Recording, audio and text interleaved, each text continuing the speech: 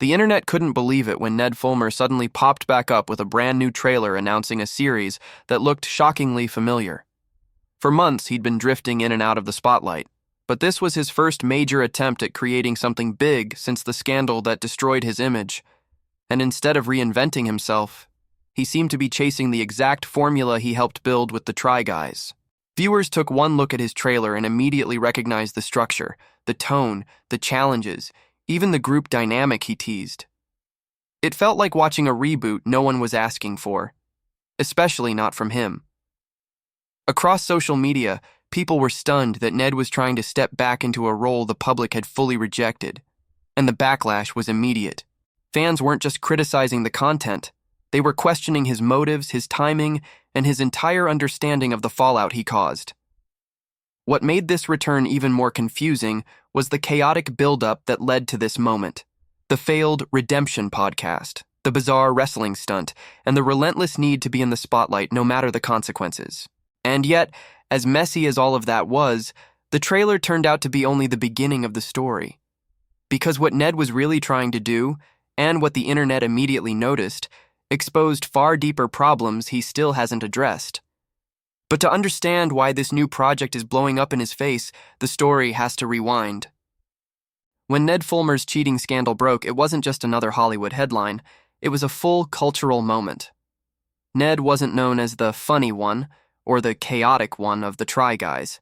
He branded himself as the wife guy, the wholesome husband who adored Ariel. Every vlog, behind-the-scenes moment, and interview leaned into that identity.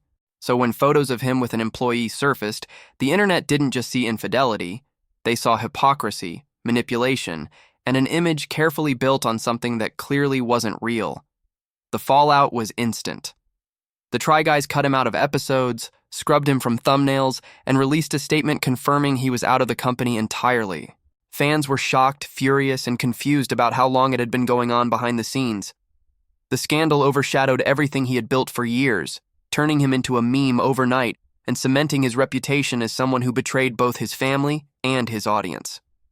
And even after months passed, the public sentiment didn't soften. Every attempt he made to move forward was met with comments reminding him of what happened. It didn't matter how much time went by. The internet felt he had never taken real accountability, and they weren't ready to let him forget it. But instead of stepping back and rebuilding in private, Ned chose a very different path, one that only made his situation worse. When Ned launched his podcast Rock Bottom, the title alone made people raise their eyebrows. He framed it as a space for people who had hit their lowest point to share their growth. But the internet wasn't buying it. Many felt that Ned wasn't trying to create an honest space. He was trying to manufacture sympathy. The very first episode proved this. His guest was none other than Ariel, and the conversation was brutally honest in ways Ned probably didn't expect. She made it clear they were no longer romantically together. She admitted she had not forgiven him. She spoke about the damage, the betrayal, and the emotional fallout in a way that didn't frame Ned as a man trying to grow. It framed him as a man still trying to spin the narrative. The episode went viral immediately, but instead of helping Ned, it pushed viewers even further away. The comments flooded in. This feels performative.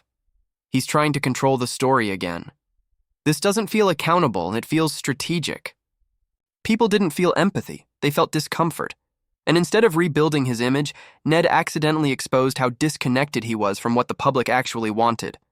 And just when people thought his rebrand couldn't get any weirder, it did. Not long after the awkward podcast premiere, Ned Fulmer suddenly appeared at an AEW wrestling event, under the ring name Nasty Ned. No announcement, no explanation, no context, just Ned stepping into the ring with professional wrestlers at an untelevised Florida event, acting like he belonged there. The internet was stunned. The joke started immediately. People wondered if he had fully lost the plot, or if this was some sort of midlife crisis playing out in real time. Others compared it to a humiliation ritual, the kind of stunt influencers pull when they're desperate to regain relevance. But the truth didn't click until weeks later. Because when Ned dropped his new trailer, everything suddenly made sense. The wrestling wasn't random, it was content. He had been filming an episode for this new series the entire time, using wrestling as one of the challenges he wanted to try. But instead of making him look adventurous, it made him look even more directionless, bouncing from project to project without addressing the core problem his audience kept pointing out. And then, the trailer finally dropped. And that's when the real Backlash exploded. The moment Ned released his new show trailer, viewers instantly recognized what he was trying to do, because they had seen it before. The tone, the editing, the structure, the challenge-based format, even the group dynamic he hinted at. It all looked like a carbon copy of the Try Guys. He avoided using the word try, but the concept was identical. He was stepping into professional roles, testing extreme challenges, working with experts, helping strangers, learning new skills. It was everything he used to do, just without the Try Guys, and without the charm, chemistry, or team dynamic that made the original content work. The internet reacted instantly, and harshly. Is this the Dollar Tree version of the Try Guys? He's doing everything except saying the word try. Not him recreating the job he got fired from. This feels uncomfortable, not inspiring. People weren't upset because he made a new show. They were upset because it looked like he was trying to resurrect something he destroyed, without the people who helped build it. But the backlash wasn't just about the content. It was about what this new project revealed about him. Comment sections across TikTok, YouTube, and Instagram were brutal. People questioned why Ned was forcing himself back into the spotlight when every attempt he made only made things worse.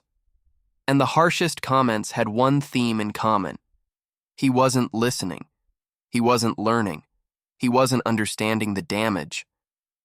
People told him, "You don't have to be famous. This is embarrassing, dude. You had every opportunity and you threw it away. Why recreate the Try Guys? Just do something normal." Others wondered how he was funding the entire thing. The crew, the equipment, the travel. This wasn't cheap content, and viewers were shocked he would pour money into a series everyone was already rejecting. It wasn't just disapproval, it was disbelief. Viewers felt he could have quietly built a new life. He could have worked behind the scenes. He could have reinvented himself away from the public eye.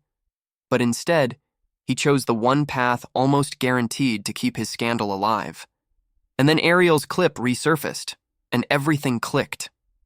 In the first podcast episode, Ariel asked Ned a question that instantly went viral. "You think you're interesting?" The delivery wasn't mean. It was honest. It cut right through the image he had built. And for many viewers, it confirmed something they had suspected for years. Ned's online persona wasn't carried by his charisma. It was carried by Ariel, by the group dynamic, and by the family man branding he leaned into. In the podcast, he admitted he didn't like being pigeonholed as the dad, the husband, the wholesome guy. But the irony was undeniable. That image was the only version of him the public connected with. He insisted he didn't want his content to be about himself. Yet every project he'd launched since the scandal had centered himself more than ever. A solo podcast, a solo wrestling stunt, a solo reboot of the Try Guys. People didn't see humility. They saw an ego trying to stay alive. And once viewers connected that pattern, everything about his new show looked different, and worse. No matter how Ned presents it, his rebrand feels like a man chasing the spotlight he lost, not a man who learned from his mistakes. His new show doesn't look like a creative experiment. It looks like a desperate attempt to reclaim the fame he once had. Fans pointed out that he seems to be trying to become the center of a format that originally worked because it wasn't centered on him. Without the other Try Guys, without their chemistry, humor, and balance, Ned's new series feels hollow, like a replica missing the essential parts. Industry watchers have pointed out something else. Successful rebrands require genuine accountability. But every move Ned has made, from the podcast to the wrestling to this new show, has felt curated rather than reflective. Instead of rebuilding trust, it feels like he's skipping straight to the comeback tour. And that's why people started asking the question he refuses to answer. The similarities weren't subtle, they were overwhelming. The challenge format, the group dynamic, the storytelling style, the tone, even the slogan about building a more curious world. Every creative choice looked like an attempt to rebuild the Try Guys formula from scratch, with Ned at the center this time. His use of "we" in the trailer made people wonder if he assembled his own squad. A new version of the Try Guys. A reboot starring him, directed by him, funded by him, with the expectation that viewers would simply forget the past. But instead of sparking excitement, the trailer sparked a question. Was this his plan all along? Was he always waiting for the moment he could break off and create his own show, just with himself in the spotlight instead of sharing it? Because to viewers, that's exactly how it looked. And the irony was brutal. The more he tried to recreate the magic, the more he highlighted why it worked in the first place. Because it wasn't all about him. And now every move he makes is being judged under that lens. Ned Fulmer wants to return with a message of curiosity, empathy, and growth. But the public sees something very different. A man forcing a comeback into a space that rejected him, recreating a formula he no longer belongs to, and refusing to understand why the internet isn't ready or willing to watch him lead a second version of the Try Guys. He had every opportunity to rebuild his life outside of the spotlight, to stay quiet, to work behind the scenes, or to reinvent himself with humility. Instead, he chose the most dramatic, controversial, and confusing path possible. And now, his rebrand feels less like redemption, and more like someone chasing a story that no longer fits. Because at the end of the day, the audience didn't just walk away from his content, they walked away from the version of him he's still trying to pretend exists. The only question left is whether he'll ever understand that. Thanks so much for watching. If you enjoyed this deep dive, make sure to hit that subscribe button and turn on the notification bell so you never miss the next upload. And don't forget to drop a like and share your thoughts in the comments. It helps the channel grow and lets me know what stories you want covered next.